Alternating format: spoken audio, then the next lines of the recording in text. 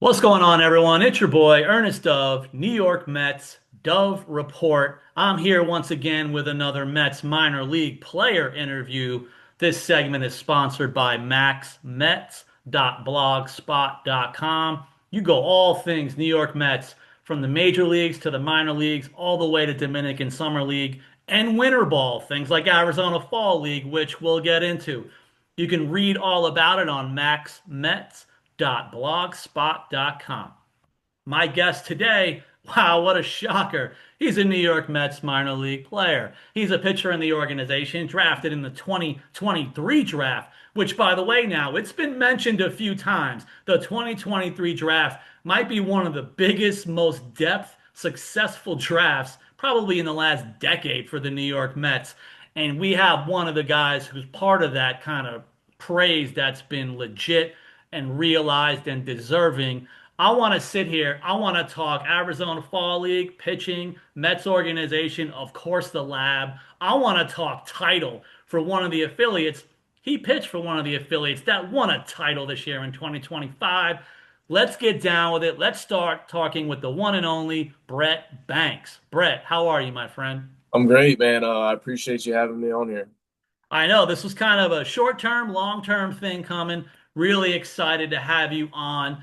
First time having you on. So I wanted to get to some of the initial things. I love asking you guys, putting you on the spot. It's kind of my thing, especially first go around.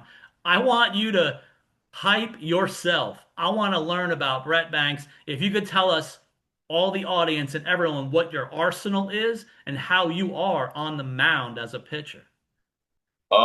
Arsenal, I'd say mid upper 90s four seam fastball with uh sweeper, and then I've added a cutter, slider, and splitter this year. So I think the main two pitches have kind of been the four seam and sweeper, but I've added those two pitches, and I think pitching development has been pretty excited adding that to the arsenal. But still kind of a work in progress. So yeah. Yeah, it's a thing. I know it's a thing for all around baseball with analytics and metrics, and we'll talk about the lab, but I know some of the things as well. It seems like the Mets organization at this point, they're very much known for the different variations of the slider and cutter in the last year or two. Looks like you're also part of that wave. I've seen guys a lot hitting the sweeper, then they moved on to the hard slider this year. Looks like they're still keeping you and some guy named Nolan McLean, I believe, more of the sweeper version of the slider. So that's cool to know. But I know a lot of guys are definitely perfecting and learning the cutter, which is really exciting. And it looks like some of the things you've been working on, here you are now in the Arizona Fall League. So I have to mention it right off the bat. Some of the process that led to you being selected and how are things going for you so far? I know you just came off a scoreless outing and you've been scoreless in both of them so far. I'm not trying to jinx it. You already pitched. No one can blame me. So you got two scoreless. How's the experience so far out there?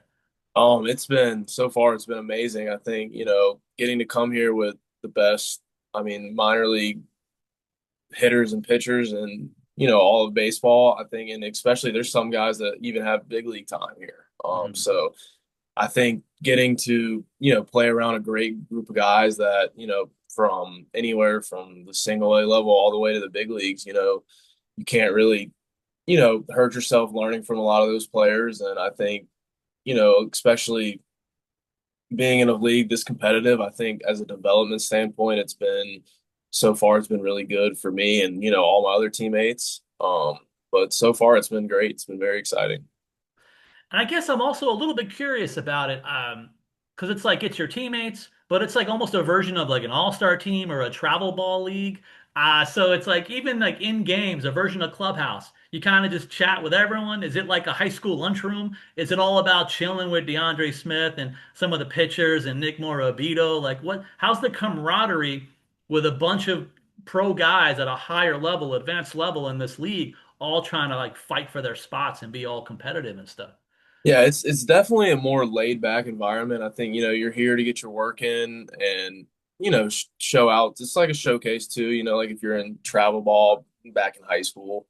But yeah, it's very laid back. I think at first, a lot of the guys, everyone's, it's kind of new faces. You're meeting new guys that played, all over, minor league baseball. But now I think a lot of our team has gotten comfortable and we're all hanging out and enjoying, being here in Arizona. Yeah, and it looks like things are going well so far. A lot of you guys are succeeding in the few games. I know a few games got canceled, which delays my gratification. A lot of us Mets minor league junkies like to follow you guys and get stats every single day. I'm glad things are moving really smoothly. And I know there's a lot of shakeups going on at the major league level for coaches and staff, but I know some of the minor league stuff you have certain coaches that are even there with you in the Arizona Fall League, like Dan McKinney, who's been around a couple of years. How is some of that stuff going on? Even bringing over one of your coaches as well to join your little, all-star team of sorts as Mets representatives. Yeah, it's been great having Dan here. It's definitely kind of an advantage because not every team here has a pitching coach. Mhm. So we've been very fortunate. Dan's an amazing pitching coach. I definitely give him credit for a lot of the success I've had, especially last year, even though it was very short stinted. But I definitely give him credit when I was in Brooklyn for, just helping me with my arsenal and, mentality and stuff like that. And I know, speaking of, so we'll get into the Arsenal stuff too with like the lab talk, but I also want to mention some other things. You had a bit of a delayed start to your season. So you started a little, I don't know, it was a couple of weeks into the season. And then you ended up doing the kind of merry-go-round or the yo-yo stuff of multiple levels. And I'm always fascinated by this. Even hitters can do it, but a lot of times the pitchers do it a lot in minor league baseball. So here you are, 2024 season. You start all the way behind the scenes in the complex, then you move on and pitch at both A ball levels. And then now that since the Mets organization, they moved high A, we have Brooklyn now in high A. Low A obviously is my favorite St. Lucie Mets, along with the complex. What is it like as a pitcher? Oh, you get a bit of a delayed start, and here you are ramping up at one level and then jumping to two different A ball levels in the same season. Yeah, it was delayed start, just minor arm injury. Definitely want to give credit to my rehab pitching coach, Jeremy Kivel. He's unreal. He works with all of our rehab guys at Port St. Lucie. He's a super, super high energy guy. I definitely give him credit. But yeah, started in FCL, did some time there, then moved low A, then back up to Brooklyn. Definitely a merry-go-round. Wasn't it was I wouldn't say it was very long to get back out there, but it was, I had to be patient and go through the process and work my way back up. But I enjoyed it. I took a lot out of it. I enjoy, when you're in FCL, I got to be with a lot of younger guys. A lot of the Latin guys that we have, they're very, very good. They're just young. And then going to low A, low A's team was loaded too. So I got to experience that. I got to clinch the first half title with them. So that was pretty awesome. And then after that, going back to Brooklyn and being kind of with the guys that I've been with since being drafted. So, nothing crazy or out of the norm. I'm pretty comfortable with everyone, knows everyone in the org, but it felt good to get back to Brooklyn with the guys that I've, came into pro ball with. Yeah. And then I might as well jump in here too and get one of my little fan questions. I want to bring it up. Got a certain question from one of my guys that I love on social media, and he happens to be a writer on maxmets.blogspot.com. I'm talking about the one and only guy who's out there as a force. I'm talking about Angry Mike. He's on social media. He's on X, Angry Mike 24. And his question is, combo of things, but he wanted to ask things like, what has the transition overall been like for you going from college to pro ball? And then even now, you just talked about it during the beginning of this interview. During this transition, what is it like? And then the changes now that you've seen from college to pro, including even this season, adding additional pitches. How is all of these different transitionings going? College, pro, adding pitches all within like a 2 year span. Yeah, it's definitely a difference. I think I came from the mid-major level, so I didn't play against ACC or SEC, every weekend like some other guys. Hmm. So I think, going into pro ball, I think the talent it's definitely a jump. You get in there, you're facing guys. I came into pro ball at 21, I believe, and I'm facing guys that are, years older than me, anywhere in that range. But no, it's definitely, you're playing against, guys get drafted for a reason. They're good at baseball. You're playing against guys that played at top schools in the country. They make it a pro ball. So I think once I did get to the Mets, you know, you can't rely on one pitch anymore that you may have relied on in college. And I think, at UNC Wilmington, I was able to get away in our conference with, throwing heaters by people. And I think once you get to pro ball, you really got to pitch. You really got to learn, who you are as a pitcher and learn your arsenal. And I think as I've continued to develop, I've gotten better at finally utilizing, my arsenal and adding the couple of pitches because once you get to the higher levels, hitters get better. You may, they're very disciplined and they know their approaches and takes. And I've even seen it now in the fall league, just being here 2 weeks. I mean, guys are very disciplined and they all have different approaches. And I mean, it was definitely an adjustment, but I think, as you continue into pro ball, the more, experience and innings you get, it helps you. And I think the number one thing is just getting out there and being able to pitch as much as you can because that's how you get better. Yeah. And it looks like another way that everyone's getting better throughout the entire Mets minor league system, which, by the way, they're now pretty much a consensus top five farm system in Major League Baseball. They were pretty much 10 to 12-ish even a year ago. A lot of things are happening very fast. A lot of the credit, I put a lot of credit to the players and coaches, but they also put a lot of credit to the new analytics, new resources, even things like the pitching lab and also the hitting lab, by the way.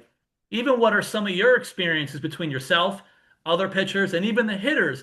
What are your guys' experience been now, year to year, these last 2 years, briefly hitting up the lab and then kind of going to work after that? Yeah, I mean, I don't think I could give credit to like one certain thing. I feel like everyone in our org has been, unbelievably good. I think, the credit that you see on social media for what the Mets have done, it's true. I give full credit to top to bottom, every level. I've been at FCL having, our FCL pitching coach Garrett Baker helping me, and he's great. I give credit to him. I give credit to Luis Alvarado and Troy Miller and Loe that are, younger guys, but they're working with some of our top, younger arms and Loe that are doing very well. And then obviously, and high Jordan Krause, and then I had Dan McKinney last year, and then also, Jeremy Kibble in rehab. Um, they've all played a big, part in my, success so far. I don't think I could, single-handedly pick one person, but I do think the Mets they've been very good about, who they're bringing in from a coaching standpoint, also an analytics standpoint. I think they're very devoted to, figuring out how to make you the best baseball player that you can be. And they give you every resource possible. I don't think there's, an excuse for someone not to go out there and try and, be the best they can be because they give you every resource they have. So it's been a big blessing being in this org for sure. Yeah, and again, it's working out for you. It's obviously easy for me to say. I'm doing the Captain Obvious thing, trying to ask a question, but again, you got a delayed start. You look like you started getting really hot, and the numbers show it. So let me try to ask the obvious question: how much kind of confidence building and kind of normalcy did you start to hit? Because in the month of August, 9 appearances, 1.46 ERA. And then in September, to end the regular season, you had two scoreless before the playoffs. So you got really hot at the end. Is it just the Captain Obvious? Like I just started feeling better, ready to go. Were there any even in-season adjustments that you started to make where everything just took off when August started pretty much? I think finally getting back to, kind of 100% definitely helped. Missing that first month of the season definitely hurt me, because that, first month that I got back into, the regular season, that was basically my spring training. I didn't get, the outings that guys got in February and March that, I missed. So, the delay, I feel like, hurt me a little. You're still kind of trying to ramp back up and, going from throwing and rehab outings and FCL to low A, high A, where the game's, moving a little quicker. It's definitely an adjustment even at a lower level. But I think, like I said, as the season went on, definitely got comfy. I definitely, started to, feel finally 100%. And, stuff started to play very well. I think kind of mentality was just to attack hitters, work, let my stuff work in the zone. I think since being with the Mets, they've kind of been like, hey, if your stuff's good, throw it in the zone because it's probably not going to get hit. And I think, that's been kind of my goal. I've had command issues over the year. I think that's kind of been the number one thing was, hey, if you can limit the walks, you're going to move up. Mhm. And I think this year my goal is to try and limit the walks as much as I can, just be in zone and, attack hitters. And I think it definitely worked in my favor this year. And it definitely worked at the end. And one of the cool things, again, I've been mentioning it now during the interview, during the show, but like I think winning breeds winning. And there was a lot of winning going on in the Mets minor leagues. You mentioned like you're part of one affiliate getting like a division first half title type stuff. Then you end the season pitching for the championship South Atlantic League champion Brooklyn Cyclones. Again, minor leagues, but this is professional baseball at a very high level in A ball. What was that experience like pitching towards the end of games as a reliever on a championship team in a playoff scenario, facing obviously a fellow top playoff team going for the same title? Yeah, it's unbelievable. You don't, Gilbert Gomez preached it a lot. You don't get to play in playoff games. I mean, it's very rare for, minor leagues to make the playoffs and make it to the championship. It's not doesn't happen a lot. So we definitely didn't take it for granted. We went right at it. Our goal was, first game in the playoffs, hey, we're winning this thing 4 games, taking 4 games. And I think, just everyone locked in. We were like, hey, we're gonna go all out and give everything we got. And I mean, it was probably one of the best teams I've ever played on. Just the group of guys. We lost a lot of guys. We added some. I mean, that's just, how minor league baseball goes. But even losing those guys, nobody ever lost the course. We knew stuff was probably going to happen, trades and whatnot. But as the season went on, we definitely, it was an adjustment in the second half for us. We struggled a little, I think. Losing key bats and arms and, how all that goes. But Gilbert Gomez, I give him a lot of credit and the coaching staff for, keeping our guys together and saying, hey, we're still going to win this thing, even with the guys that we have now. And yeah, being able to pitch in those environments, man, it was pretty unreal. Definitely, it's a playoff. I mean, both places we played off, even in Brooklyn, had a good atmosphere everywhere we played. It's kind of finally, you finally get that feel of like, hey, this game matters, like you're going out there to win. But yeah, the environment going out there, I think I pitched, later in the game and it's an adrenaline rush. I love it. That's what I feed for. I feel like I run off that, being in those high leverage innings. That's kind of what I did in my last year of college. So it's definitely not new to me and I enjoy it. I do. Yeah.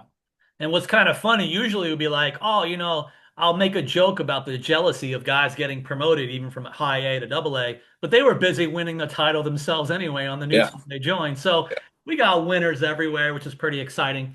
So even someone like you jumping into that, a guy like a Chris Suero gets promoted, can even win stuff anyway at the higher level. So everyone's getting used to the winning here in the Mets organization. Uh, I could even try to tone things down a little bit, kind of wind down towards the end of the interview. And usually too, at this point, I like to give you the floor as well. If there's any other kind of even teammates, staff, anyone else you want to, family members, loved ones, because usually it's an important question, even at the end. When I ask an athlete like yourself, who helped get you here? This could be another quick, short time to shine for them. Maybe explain or even share some praise even for loved ones along with the staff and teammates. How did everyone make this happen for Brett Banks, the professional athlete in pro ball through A ball titles, and even in the Arizona Fall League, which is a really important league that's specifically selected for guys that they really want to work on and care about? How did all this happen for you as an athlete and who supported this progress? Um, I'd probably give the most credit to my parents. They've been, I haven't had a crazy picture perfect path to pro ball. Had a big injury out of high school that, kind of cost me my scholarship. And then I went to JUCO for 2 years before I ended up at D1 again. So, through that whole process of, a major injury at a younger age and going through, multiple schools before, kind of finally getting here. I definitely have to give credit to my parents. You know, they never gave up on me. They were always there. They went to every game. They, sacrificed a lot for my health, especially, being so young, going through it. But I definitely want to give them credit for, being very supportive and loving. They've been, my dad's definitely been my role model my whole life. He was a baseball player. So, I've tried to, do everything I can to let him live his kind of dreams through me. But yeah, I mean, I don't think other than them, I mean, I've had a ton of great coaches in my career too, from high school all the way to college that, I could give credit to. And then, all the guys that, in the Mets org, every pitching coach at every level I've been at has played a big part in my development. And I give, credit to all of them. So I think, looking back on it, it's been a crazy journey, but I wouldn't trade it for the world. I think it's kind of made me who I am today. So yeah. And that's why I think big things are coming, everybody. Brett Banks, obviously the Mets fans are going to make a lot of comments. We could always need arms. And here we are with a bunch of arms. And I know it's always dubbed with the overreaction stuff for my minor leaguers, but that 2023 draft, even the 2024 draft, it's coming up huge already. We have some of the biggest drafts that I've seen now, again, in the last decade. Now, usually I would ask what your winter off-season plans are, but you're still in the middle of it. So you're in the middle of still playing baseball for real, for real. Do you have any other further off-season kind of structure and plans, kind of general, that you have going on in the next couple of months before we start all over again? Um, Normally I live in Wilmington back at my college during the winter. I train there. We have an amazing, facility and kind of pitching setup there. So I've been fortunate to be close to there to be able to train. But other than that, no plans. It's, last month in the fall league, plan on, going 100%, whatever's left in the tank, and then probably chill out for maybe a week or two and right back at it. I want to go into spring training strong and, ready to, show everyone what I've got. And we're all going to be there watching, like for real, for real. Because if you know the Mets organization, you know that the minor league junkies are out there as well. It's not even Absolutely. just the major league team. Now there's going to be a lot more eyes on Brett Banks. And I hope there's continuing to be more eyes on Ernest Dove and the New York Mets Dove Report. I continue to grow, all thanks to you guys and your support. Please continue to support the channel, uh, support the subscriptions, kind of hook me up, help me out. Show some love to your boy. I have more interviews on the way. I have other guys already slated, but I was super excited to get this opportunity to sit down with the one and only Brett Banks. Again, one of these upper 90s relievers you may be seeing really soon because you know how fast relievers can move in a farm system at any moment. By next year, we don't know how high he can go, but things happen really quickly. You may want to know the name Brett Banks, and you're going to know that you heard it here first. Thank you all, guys. Thank you, Brett, for being on the show. Thank you again, everyone who continues to support the New York Mets Dove Report. I'll see you guys next time. Thank you.